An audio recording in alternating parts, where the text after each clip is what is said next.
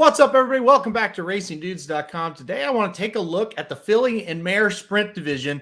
We're finally getting closer to the Breeders' Cup, and we're finally starting to know, okay, what horses will actually be pointing for the race versus who's not going to be. And that's kind of the thing. We're going to have a lot of divisional rankings over the next 2 or 3 weeks as we head into October this weekend.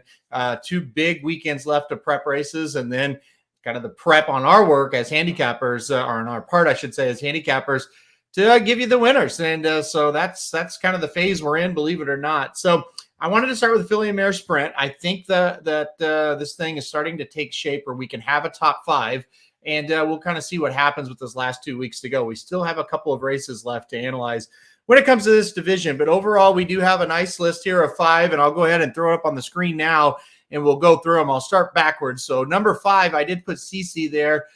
This horse has been inconsistent, but she was inconsistent last year. She's kind of been inconsistent her whole career. But let's not forget, she won the Breeders' Cup Filly and Mare Sprint last year.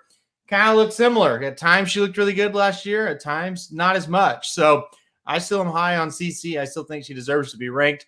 I got her at 5th right now. I think this field's shaping up to be a little bit better. If you remember last year, very top heavy. It had Gamine, but after that, there wasn't a whole lot entered into the race. I think many of the horses, or the connections of the horses, I should say, kind of thought Gamine would just kind of fly through there and win pretty easily. She did not show up. CeCe took advantage. I think the field will be deeper this year. Talking about a deeper field, how about the 3-year-old Echo Zulu coming in at number 4?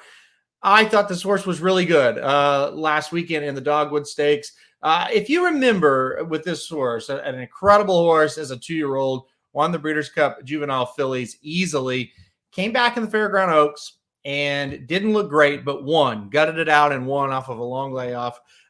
Went to Kentucky to run in the Kentucky Oaks, 1 1/8, pretty long race, and I think it was just a little too long for her. Ran really well, but got 4th. Also, though, got beat by Nest, Secret Oath. I mean, these are really nice horses. So not an embarrassing loss whatsoever. They were getting ready to cut her back, go to a bunch of one-turn races, according to Steve Asmussen. She was entered in the Acorn at Belmont, and she scratched that day, and it was a mysterious scratch. She was on the track. They're getting ready to go to the gate, and she scratched. Well, hadn't seen her for a long time. She finally got back on the work tab, showed up at Churchill Downs in the Dogwood Stakes, and dominated. So 1 turn, 7 furlongs should hit her right between the eyes. Think she'll like it. Obviously going to be a tougher race from the Dogwood to the Breeders' Cup Filly and Mare Sprint. She certainly threw her name in the hat without any doubt. Moving on, number 3 is Oblivatory. I think 7 furlongs is perfect. She exits a 3rd place running in the Ballerina handicap at Saratoga. She kind of got knocked around at the top of the stretch, and I think it kind of threw her off stride. By the time she recovered, she had a little bit too much to do. Maybe it didn't cost her the win. I definitely think it cost her 2nd. She ended up getting 3rd in that race, but she's a nice horse. She like I said, 7 furlongs will be her game. She comes from out of it. Pace is usually hot in the Breeders' Cup sprints, whether it's the filly and mare or the regular sprint. So coming from out of it may not be such a bad thing. I think Obligatory's got a big chance. I'll keep her at number 3 for now. Another horse that kind of likes to come off the pace is Kamari, and we saw Kamari last weekend as well win the Gallup Bloom Stake, and that's back-to-back wins for Kamari. Also won the Honorable Miss Handicap at Saratoga 2 races back. She's rounding into form. She's very good at Keeneland, 3 for 4 at Keeneland. The only loss came this year in the Madison, where she was 3rd, but the year before did win the Madison, and of course a couple other nice wins at Keeneland as well. So Kamari at number 2. I think she's coming into this race very, very good, and another one likes to come a little bit off the pace, and I think that could serve her well. But at number 1, without any further ado, it's Goodnight Olive for me. This Chad Brown filly has been pretty fantastic in the last 5 starts, undefeated 5 for 5. Chad was very patient with the horse, broke her maiden, then ran in 3 allowance events, won them all, and then jumped up to the Ballerina last time out, a grade 1 at Saratoga, obviously, and just dominated. Won by 2 3/4 lengths. It was a perfect trip.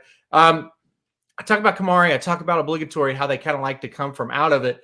Goodnight Olive is kind of a good blend between the two of a speed horse versus a closer. Nice stalking trip the last couple of times. Had no problem at the top of the stretch. Just jumped on them and beat them fairly easily.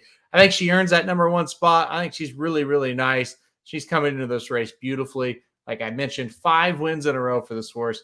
I think Goodnight Olive deserves to be number one. I know Mike Somich loved her on Ballerina Day and cashed in at almost 6-1 on this horse. So she's nice, and I think she deserves every bit of this number one ranking right now. And we'll see what happens leading up to the race, see if she can stay there and eventually be our top pick. So there it is. There's the top 5 for the Filly and Mare Sprint as I see it right now.